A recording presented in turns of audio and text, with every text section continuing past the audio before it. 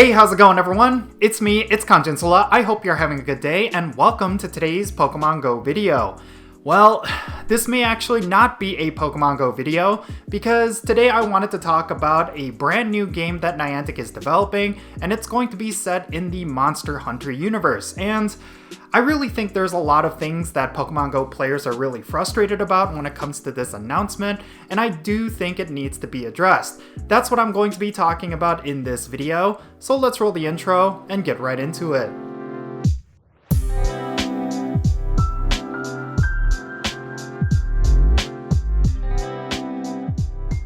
Alright, let's get right into it. So, recently Niantic announced a brand new game that they've been developing, and it is going to be called Monster Hunter Now. This is going to be a Pokemon Go style game that is going to be set in the Monster Hunter universe, and there are a couple of players that are pretty excited about it, but overall, the Pokemon Go community is extremely frustrated. The sentiment that the Pokemon Go community has regarding this announcement is that Niantic is stretching themselves too thin, meaning that they are dedicating a lot of resources into other game projects and neglecting Pokemon Go in the process. Now, as someone who used to work in the game industry, I can tell you that yes, it is true that when you take on new projects, you are going to dedicate a lot of developers and a lot of resources to those new projects, and you're going to take that away from previous projects. Of course, Pokemon Go is a live service game, which means it needs a constant upkeep of development and different kinds of management. So for Niantic to dedicate some of that to new projects, that means Pokemon Go is definitely going to suffer in terms of quality.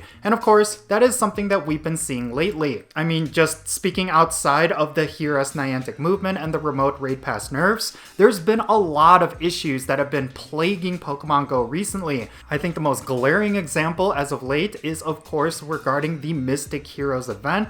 There was a special research that got reset for everyone once the event ended, and this created a ton of frustration because it was actually really difficult to complete these tasks, and players had to do them again. Of course, there's been a ton of issues related to the Go Battle League and raiding in terms of bugs and glitches and lag, and this has gone unaddressed for such a long time, so players are naturally really frustrated with how Niantic is handling their game. Just based on my own personal observations, it seems like Niantic is trying to catch lightning in a bottle twice. Of course, the Pokemon franchise is tried and true, and it's definitely going to be reliable in terms of bringing in a fan base, but it seems like Niantic is trying to get away from Pokemon Go and move on to another landmark franchise, which I can understand from a business point of view. That does make a lot of sense because eventually Pokemon Go will die, but they also have to realize that their only benchmark game right now is Pokemon Go. So for them to neglect it in any way,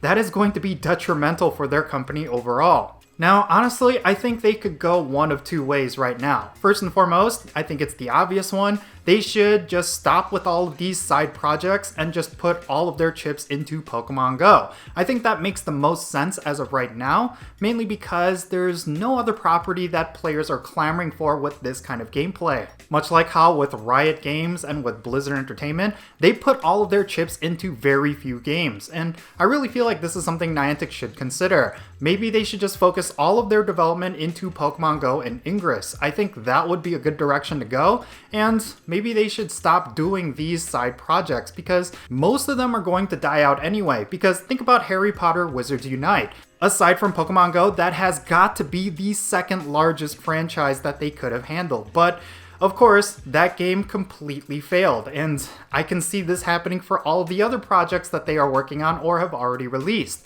Like NBA All World, that game has completely flopped as of right now. Pikmin Bloom, I think a lot of players have forgotten that that game even exists. And of course, there's a lot of projects that didn't even make it to launch. Like whatever happened to that Transformers game or the Catan game. Like all of these projects were either canceled or they've just been put on the back burner. And I really feel like this is a pattern with Niantic, that they constantly try to recreate the success that they had with Pokemon Go with another property. And it just hasn't been working. Now, the other direction that they could go is, of course, outsourcing Pokemon Go to a smaller studio that they could partner with that will be very passionate about developing this game. Of course, this is probably the most unrealistic direction that they could take, considering how much money it would cost them, and as well as just the loss of freedom and control that they would have on Pokemon Go, but I really think it would be good for the community and the game itself. It could also be a great way for Niantic to build themselves up as a company as well. So I really don't know what they could do, but yeah, for them to release a bunch of new games, I really feel like that's not going to go over well with the Pokemon Go community, and it's not something that they should be doing in the first place. I mean, yes, there are going to be Monster Hunter fans out there who will be excited for this, but just like with Harry Potter Wizards Unite, eventually that game will fail, and it's going to just create a lot of frustration and a lot of disappointment from those fans. I think ultimately what it comes down to is that Niantic needs to realize the reality that Pokemon Go is going to be their only successful game. Sure, people would make an argument for Ingress, but when it comes to Pokemon Go, it has the widest appeal. It is definitely the most biggest franchise that they could ever work with, and they have the backing of Nintendo and Gamefreak and a flow of a lot of content. So overall, it's just built for success, and I really feel like Niantic should just lean into it. But instead of doing that, they're trying out these new side projects that I really do not agree with. And I totally understand that there's players out there who will disagree with me, but I really feel like this is the direction that Niantic should go. I mean, the PR nightmare that Niantic is going through right now is something that they just absolutely cannot ignore. I mean, when it comes to Pokemon Go and the community, the sentiment is at an all-time low. And if Niantic wants to see any of their side projects succeed, then what they need to do is mend fences with the Pokemon Go community. That's the only way they can get a lot of overlap with the player base, because as of right now, a vast majority of the Pokemon Go community is just fed up with Niantic completely ignoring them. And yeah, it just seems like Niantic is completely out of touch as of late. Like, I want to talk about the Sustainability Week fiasco that just happened. When they announced that in-game event, they stated that a couple of special spawns would be hatching from 2-kilometer eggs. But recently, they retconned that and said that it would be hatching from 7-kilometer eggs. This was obviously something that a lot of players were really angry about, because on top of 2-kilometer eggs being unlimited and easier to hatch, 7-kilometer eggs are a little bit more difficult, and you do have a hard limit every day. So I really feel like because of this, a lot of players were just completely disappointed, because this event did have a lot of potential. And once again, Niantic completely missed the mark when it came to the community. And you know, if it was actually a big mistake that they did intend it for it to be in 7-kilometer eggs, then they should have just kept quiet about it and just kept it in 2-kilometer eggs, because as of right now, anything that they could do to draw positivity from the Pokemon Go community, they should really lean into that, because a lot of people think it's a vocal minority that is causing all the ruckus, but in actuality, it just seems like it's every player that I've been talking to. A lot of my local communities that have thousands of active players, a lot of them are turning into ghost towns, and it's really sad to see. Niantic really has no idea of the harm that they did to their own reputation, so I really feel like there's a lot of ground that they need to make up before they push these side projects. But yeah, as always, the ball is in Niantic's court. I do think there is a lot of potential for some of these side projects, but really what they should do right now is focus in on Pokemon Go and do that first and foremost. Like, we still haven't gotten an announcement for Pokemon Go Fest of this year, and I do think it is coming. Like I did mention on social media in a previous video that it might be canceled, but I really do think Niantic is not going to miss out on doing a Pokemon Go Fest. I think they're holding off on an announcement mainly because of how the community is currently feeling, but if they do plan to do a Pokemon Go Fest this year, maybe they should expedite that announcement, because any kind of positivity would go a long way with the Pokemon Go community right now.